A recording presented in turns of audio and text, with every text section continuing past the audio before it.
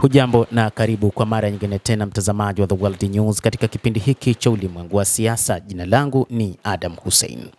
Ripoti mpya inafichua kuwa Iran ilipata kwa siri satellite ya kijasusi kutoka nchini China na kuipa uwezo wa kuchunguza kambi za kijeshi za Marekani katika Mashariki ya Kati wakati wa vita vya hivi majuzi, vikiwemo vituo vya anga na majini.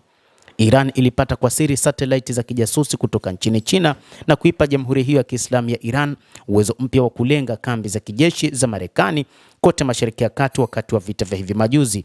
Hii imeripotiwa na gazeti la Financial Times ambalo limeripoti siku ya leo ya Jumatano. Satellite inayofahamika kwa jina la TEE-01B iliyojengwa na kurushwa na kampuni ya Kichina ya FICO ilinunuliwa na kikosi cha wanaanga cha Jeshi la Walinzi wa Mapinduzi ya Kiislamu mwishoni mwa mwaka 2024 baada ya kurushwa angani kutoka nchini China, ripoti hiyo ilisema ikinukuu nyaraka za kijeshi za Iran zilizovuja.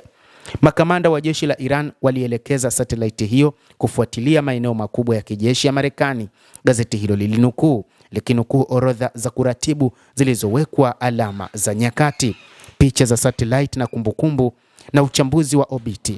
Picha hizo zilichukuliwa mwezi Machi kabla na baada ya ndege zilizokuwa na rubani na makombora kushambulia maeneo hayo, Financial Times inasema. White House, CIA na Pentagon, Wizara ya Mambo ya Nje na Wizara ya Ulinzi ya China mara moja ombi la Reuters la maoni kuhusu hali hiyo. IRGC ilifikia vituo vya kibiashara kama sehemu ya mpango huo.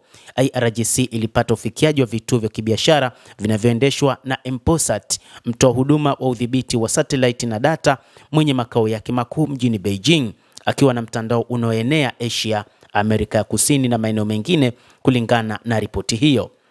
Hata hivyo, ripoti hiyo imeeleza zaidi kwamba namna ambavyo Iran iliweza kufanya mashambulizi katika maeneo mengi katika Mashariki ya Kati ni kutokana na msaada wa satellite hiyo ambayo ilinasa picha za kituo cha ndege cha Prince Sultan, Saudi Arabia mnamo Machi 13, 14 na 15.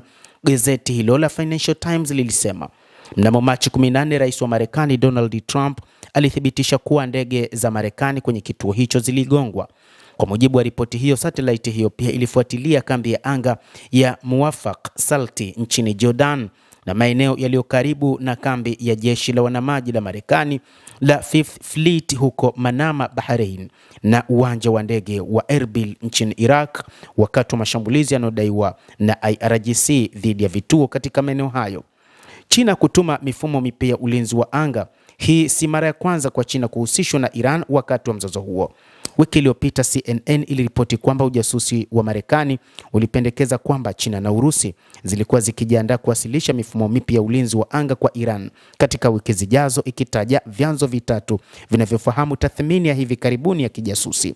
Hata hivyo, ujasusi huo pia ulieleza kwamba Urusi ilitumia ujasusi wake kuhakikisha kwamba Iran inalenga maeneo yote ambayo Marekani inanufaika nayo katika Mashariki ya Kati, ikiwa ni pamoja na kambi zake za kijeshi pamoja na maeneo mengine yenye viwanda ambavyo ni vya mafuta ambavyo pia vinamilikiwa na Wamarekani.